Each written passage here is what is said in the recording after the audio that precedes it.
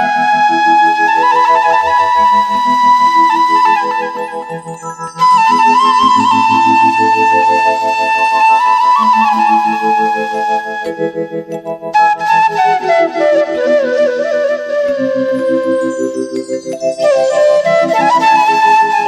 शांति। अभी सुनते हैं आज की मुरली।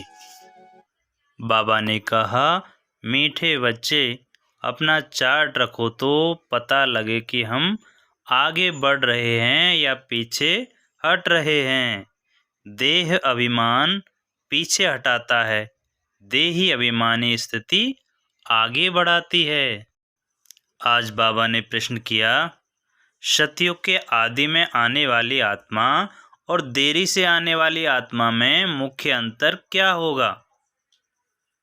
उत्तर में बाबा ने बताया, आदि में आने वाली आत्माएं सुख की चाहना रखेंगी क्योंकि सतयुग का आदि सनातन धर्म बहुत सुख देने वाला है। देरी से आने वाली आत्मा को सुख मांगना आएगा ही नहीं, वह शांति शांति मांगेंगे।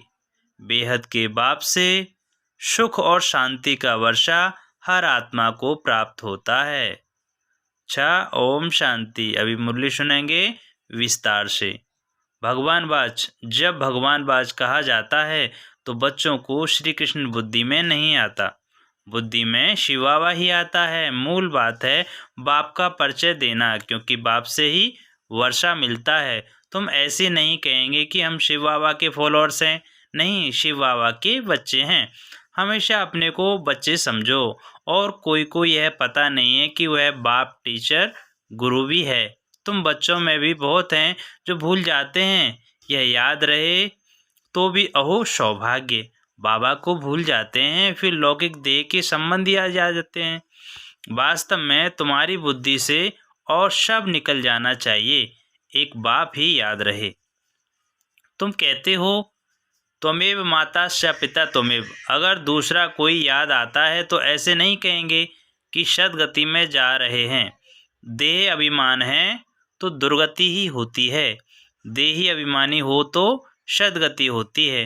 कभी नीचे कभी ऊपर चढ़ते उतरते रहते हैं, कभी आगे बढ़ते हैं तो कभी पीछे हटते हैं। देह अभिमान में तो बहुत आते हैं, इसलिए बाबा हमेशा कहते हैं चार्ट रखो तो पता पड़े हम आगे बढ़ रहे हैं या पीछे हट रहे हैं। सारा मदार है याद पर, नीचे ऊपर होते ही रहते हैं। बच्चे चलते चलते थक जाते हैं, फिर रड़ियाँ मारते हैं, बाबा यह होता है, याद भूल जाती है।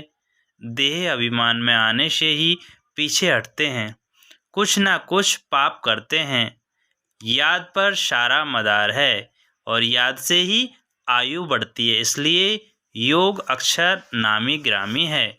ज्ञान की तो बहुत सहज सब्जेक्ट हैं, बहुत हैं जिनको ज्ञान भी नहीं है तो योग भी नहीं है।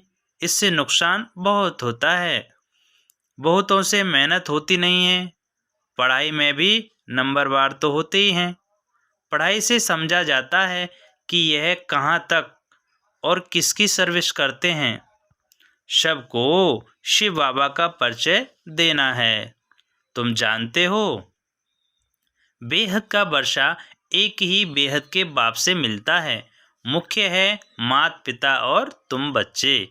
यह हुआ ईश्वरीय कुटुंब।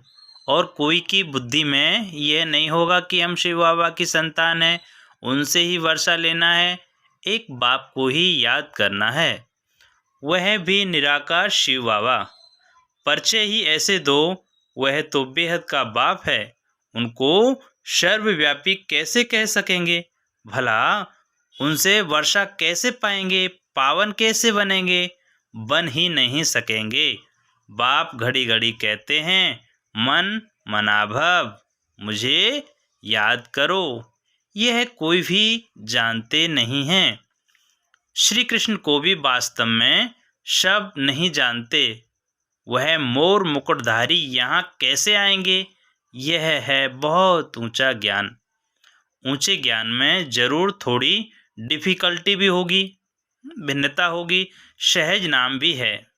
बाप से वर्षा लेना तो सहज है ना। बच्चे डिफ़िकल्ट क्यों समझते हैं? क्योंकि बाप को याद नहीं कर सकते। बाबा ने बच्चों को दुर्गति और सद्गति का राज भी समझाया है। तो इस समय सब दुर्गति में जा रहे हैं।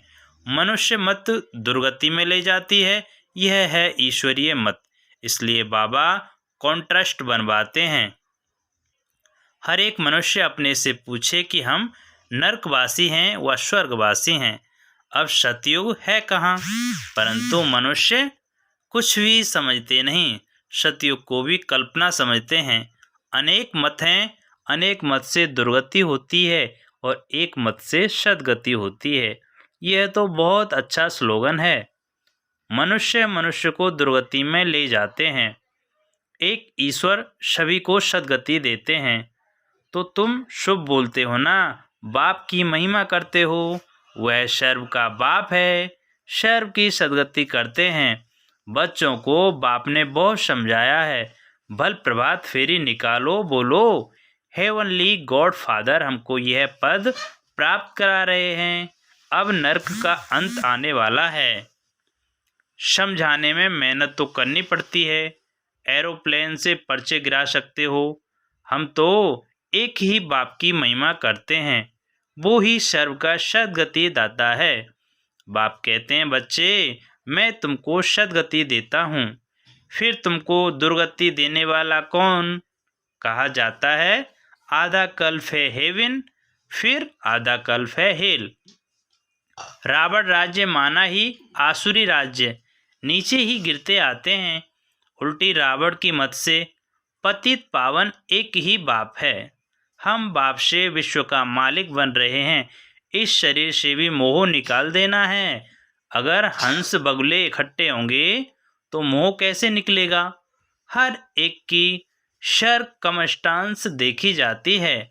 हिम्मत है अपना शरीर निर्वाह आप ही कर सकते हो, तो फिर ज़्यादा झंझट में क्यों फंसते हो? पेट बहुत नहीं खाता है, बस 2 रोटी खाओ और कोई फुरना नहीं। कोई भी टेंशन मत रखो। फिर भी अपने से प्रण कर लेना चाहिए कि बाप को ही याद करना है, जिससे सब विकर्म विनाश हो जाएंगे। इसका मतलब यह नहीं कि धंधा नहीं करना है। धंधा नहीं करेंगे तो पैसा कहाँ से आएगा? भीख तो नहीं मांगना है। यह तो घर है, शिव बाबा के भंडारे से खाते हैं। अगर सर्विस नहीं करते हैं तो मुफ्त में खाते हैं, तो गोया भीख पर चलना होता है। 21 जन्म फिर सर्विस करनी पड़ेगी। राजा से लेकर रंक तक सब यहाँ हैं। वहाँ भी हैं, परंतु वहाँ सदैव सुख है, यहाँ सदैव दुख है। पोजीशन तो होती है ना, बाप से पूरा योग रखना है। सर्विस भी करनी है। दिल से पूछना है कि हम यज्ञ की कितनी सेवा करते हैं। कहते हैं ईश्वर के पास सब हिसाब किताब बनाया है, तो उसको साक्षी होकर देखा जाता है कि इस चलन से क्या पद पाएंगे। यह भी समझ सकते हैं कि श्रीमत पर चलने से कितना ऊंच पद पाएंगे, ना चलने से कितना कम पद हो जाता है। यह सब समझने की बातें हैं। तो तुम्हारे पास प्रदर्शनी में कोई भी धर्म वाला आता है, बोलो बेहद के बाप से बेहद के सुख शांति का वर्षा मिलता है। बेहद का बाप ही शांति दाता है, उनको ही कहते हैं शांति देवा। अब कोई जड़ चित्र थोड़ी शांति दे सकेगा। बाप कहते हैं तुम्हारा स्वधर्म है शांत। तुम शांति धाम में जाना चाहते हो, कहते हो शिव बाबा शांति दो, तो बाप क्यों नहीं देंगे? क्या बाप वर्षा नहीं देंगे बच्चों को? कहते हैं शिव बाबा सुख दो, वह तो हेवन स्थापन करने वाला है, तो सुख क्यों नहीं देंगे? उनको याद ही नहीं करेंगे, उनसे मांगेंगे ही नहीं, तो वह देंगे भी क्या? तो शांति का सागर तो बाबा ही है ना। तुम सुख चाहते हो, बाप कहते हैं शांति के बाद फिर सुख में आना है। पहले पहले जो आएंगे वह सुख पाएंगे। देरी से आने वालों को सुख मांगना आएगा ही नहीं, वह तो मुक्ति ही मांगेंगे, शांति ही मांगेंगे। तो पहले सब मुक्ति में जाएंगे, वहाँ तो दुख होगा ही नहीं। तुम जानते हो हम मुक्ति धाम में जाकर फिर जीवन मुक्ति में आएंगे, बाकी सब मुक्ति में चले जाएंगे। इसको कयामत का समय कहा जाता है। सबका हिसाब किताब चुकतो होने वाला है। जानवरों का भी हिसाब किताब होता है ना। कोई कोई राजाओं के पास रहते हैं, उनकी कितनी पालना होती है जानवरों की। रेस के घोड़ों की भी कितनी संभाल होती है, क्योंकि घोड़े तीखे होंगे तो कमाई अच्छी होगी, धनी जरूर प्यार करेंगे। तो यह भी ड्रामा में नूंद है। वहाँ यह होते ही नहीं। सतयुग में घोड़े होते ही नहीं। यह रेस आदि बाद में शुरू हुई है। यह सारा बना बनाया खेल है। सृष्टि के आदि मध्य अंत को भी अब तुम जान गए हो। आदि में बहुत थोड़े मनुष्य होंगे। हम विश्व पर राज्य करते रहेंगे। हर एक समझ सकते हैं कि हम बन सकते हैं व नहीं। हम बहुतों का कल्याण करते हैं, इसमें मेहनत करनी पड़े। जबकि बाप मिला है। दुनिया वाले तो आपस में लड़ते झगड़ते रहते हैं, विनाश के लिए क्या क्या बनाते रहते हैं। ऐसे ऐसे बॉम्ब्स बनाते हैं जिससे आग लग जाए। भंभोर को आग कोई कम थोड़ी लगेगी, बुझाने वाला कोई रहेगा नहीं। ढेर बॉम्ब्स बनाते रहते हैं, उसमें गैस पॉइजन आदि डालते हैं, जो हवा चलने ही सब खत्म हो जाएंगे। मौत तो सामने खड़ा है, इसलिए बाप कहते हैं वर्षा लेना हो तो लो, मेहनत करो, टू मच धंधे आदि में मत जाओ। कितना चिंतन रखना पड़े। बाबा कहते हैं ज़्यादा धंधा न मत करो। बाबा ने इनको तो छुड़ा दिया। अब यह है छी दुनिया। तुम जानते हो बाप को याद करना है जो तुम्हारे विकर्म विनाश हो, और बाप से वर्षा ले ले में बहुत प्यार से याद करना है बाबा को। लक्ष्मी नारायण का चित्र देखने से ही दिल कितना खुश हो जाता है। यह हमारा एम ऑब्जेक्ट है, यह हमारा लक्ष्य है। भल पूजा करते थे, परंतु यह मालूम थोड़े ना था कि हम यह बन सकते हैं। कल पुजारी थे, आज पूज्य बन रहे हैं। बाबा आया तो पूजा छोड़ दी। बाप ने विनाश और स्थापना का साक्षात्कार कराया है ना, तो हम विश्व के मालिक बनते हैं। यह तो सब खत्म होना है, फिर हम क्यों ना बाप को याद करें। अंदर में एक की ही महिमा गाते रहते हैं। बाबा आप कितने मीठे हो, तुम जानते हो हम सब आत्माओं का बाप एक ही है, उनसे ही वर्षा मिलता है। हम भक्ति मार्ग में उनको याद करते थे। वह परमधाम में रहने वाला है, इसलिए तो उनका चित्र भी है। अगर आया ना हो तो चित्र क्यों होता। शिव जयंती भी मनाते हैं तो उनको कहा ही जाता है परम पिता परमात्मा।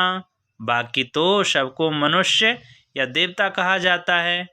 सबसे पहले आदि सनातन देवी देवता धर्म था, पीछे और धर्म हुए हैं। तो ऐसे बाप को कितना प्यार से याद करना चाहिए।